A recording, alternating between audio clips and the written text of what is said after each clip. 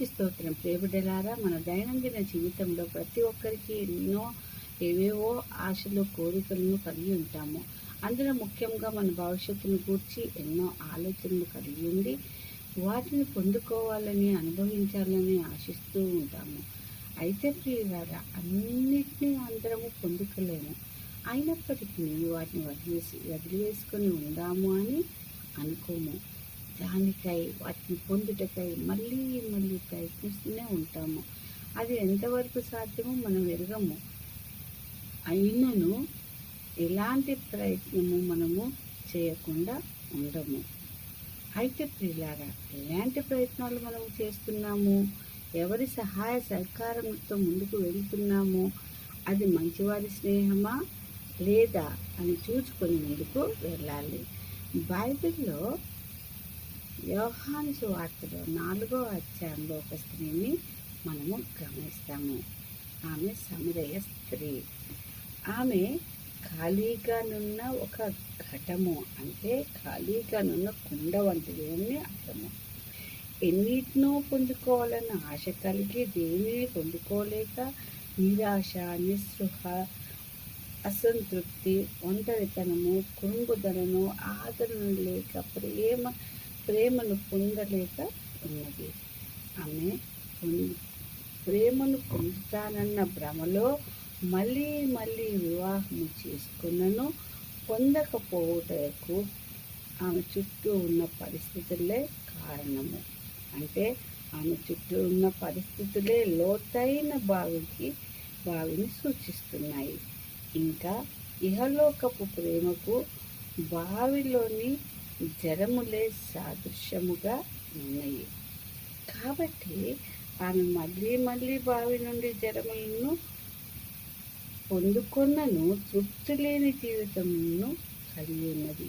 ఏ విధంగానైతే మళ్ళీ మళ్ళీ పెళ్లి చేసుకున్నను తను తృప్తి లేని జీవితంను కలిగి ఉన్నదో అదే విధంగా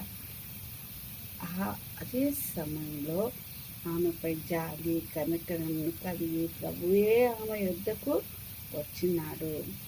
ఎందుకంటే యూదులు సమరయ స్థలమును గుండా పోవట కానీ సమరీయులను దగ్గరికి రానియట కానీ జరగదు. కానీ ఇక్కడ ప్రభువే ఆ సమరయ స్త్రీ యొద్దకు వెళ్ళినాడు.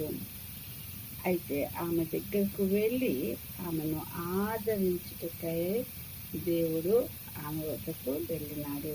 ఎప్పుడైతే ప్రభువుచే ఆదరింపబడ్డదో వెనువంటనే ఆమె సత్యమును చెప్పుచు తనను తాను తగ్గించుకొని వినయ విధేయతతో జీవజలములను ఆత్మఫలములను పొందుకొని ఖాళీ కుండను అక్కడిని వదిలివేసి, అంటే ఇహలోకపు ఆశలను వదిలివేసి ప్రభువు దయచేసిన ఆత్మఫలములనే జీవజలముల దారులను ప్రేమ, దయ, సంతోషము, సమాధానము, దీర్ఘశాంతము, మంచితనము, దయాలుత్వము, విశ్వాసము, ఆశానిగ్రహము అను వాటిని పొందుకొని తిరిగి ఊరిలోనికి వెళ్ళి తనకు జరిగిన దానిని ప్రకటించి సాక్షిగా నిలబడి అక్కడి వారినందరినీ ప్రభు చెంతకు చేర్చింది. అయితే మనము ఎలాంటి కుండలుగా ఘటనముగా ఉన్నాము అని ఒకసారి పరీక్షించుకుని నిండుకుండలాగా ఆత్మఫలములను పొందుకొని సంతృప్తిగా దేవుని ప్రజలమై ఆయనను ప్రకటిస్తూ ఆయన సాక్షిగా నిలబడి ముఖ్యంగా ప్రతి ఒక్కరికి మాదిరిగా నుండుటకై పరిశుద్ధాత్మ తోడును సహాయంను కోరుకుందాము.